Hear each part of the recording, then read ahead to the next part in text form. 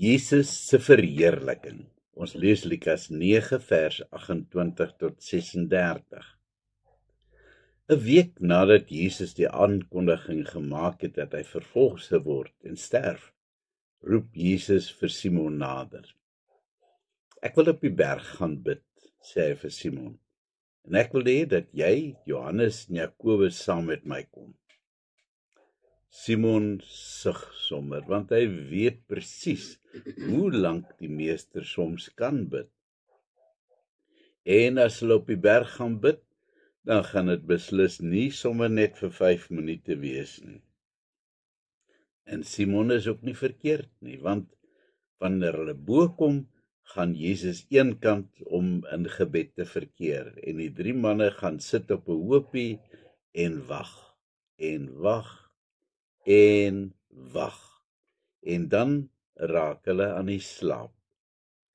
Simon is die eerste om wakker te word van iets wat nie heeltemal pluis is nie. Stemme wat praat. Maar is ons dan nie alleen op die berg saam met Jesus nie, wonder hy. Hy skud die ander 2 wakker. Manne, hier's iets baie snaaks aan die gang. As hulle in Jesus se rigting kyk, sien hulle iets wat hulle totaal onkant vang. Jesus se hele voorkoms het totaal verander en sy klere is skitterblink. Saam met hom is daar 2 manne wat maar net beskryf kan word as hemelse figure, want hulle hele wesens skitter. Wat is hier aan die gang, fluister hulle vir mekaar, te bang om te hard te praat. Johannes is in verwondering. Dis niemand anders nie as die einste Moses en Elia, fluister hy uit asem. En hulle bespreek die meester se uittog wat hy in Jerusalem sal voltooi. Ek verstaan nie mooi presies wat dit beteken nie. Jakobus se mond hang onbeskaamd oop. Om die waarheid te sê, het nie een van die 3 disippels eers die vaagste idee waaroor hierdie hele toneel wat voor hulle afspeel gaan nie. Oorbluf staan hulle daar en gaap die toneel voor hulle aan.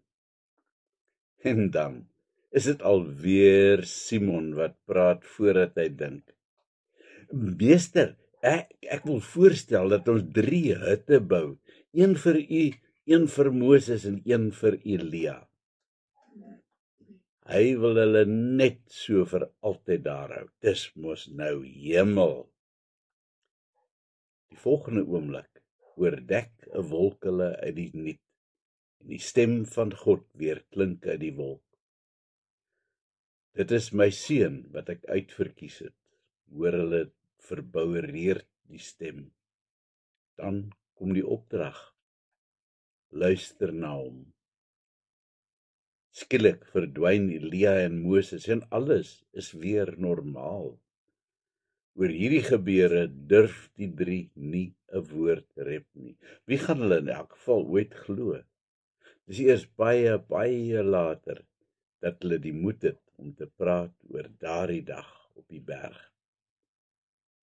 Maar wat is die betekenis van dit alles? Moses en Elia verteenwoordig die wet en die profete. Hier vervul hulle die rol van die Ou Testamentiese getuies van wie Jesus werklik is. Die feit is dat hulle in so 'n hemelse glans verskyn, plaas die stempel op hulle hemelse status en vertel onmiddellik vir die 3 dat hulle 'n bonatuurlike en baie belangrike oomblik beleef. Die feit dat Jesus se voorkoms verander het en dat sy klere geskitter het, bevestig sy goddelikheid. Hy is nie maar net 'n mens nie, maar hy is tegelyk ook God. Jesus se gesprek met die 2 oues van daai het gegaan oor 'n baie gewigtige saak, sy sogenaamde uittog in Jerusalem. Dit het te maak met wat vir Jesus voorlê. Ons moet die woord uittog hier sien binne die raamwerk van goddelike oorwinning. Dus verwys dit nie alleen na Jesus se lyding en dood nie, maar ook na sy opstanding, sy hemelvaart en sy verhoging tot die hoogste gesag. Die verhaal bereik 'n hoogtepunt waar God uit die wolk praat en net soos by Jesus se doop weer bevestig dat Jesus in werklikheid die Seun van God is. Mense moet behoorlik kennis neem dat Jesus die Seun van God is, maar nie alleen dit nie. Hulle moet na hom luister. Hulle moet doen wat hy vir hulle sê. Hulle moet sy opdragte uitvoer. Dikwels wil ons ook hutte bou en vir Jesus daar bo op die berg plaas, sodat ons hom op 'n afstand kan aanbid.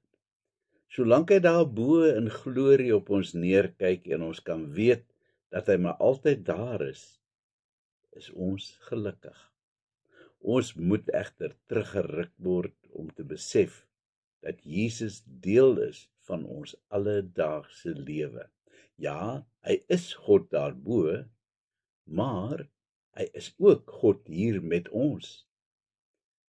'n Persoonlike verhouding met hom beteken dat ons hom nie op 'n afstand aanbid nie, maar dat ons hom deel maak van alles wat ons doen.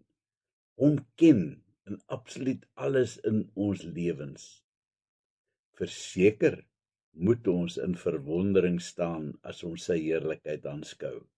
Verseker moet ons elke oomblik van die dag besef dat ons hier met die almagtige God te doen het en nie sommer 'n maatjie nie.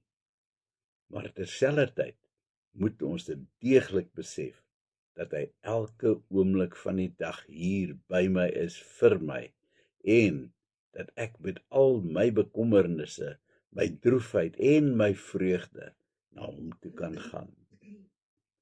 Kom ons bid. Here, hou my gedurig onder die besef van u groot heerlikheid, maar dankie dat u altyd daar is vir my. Amen.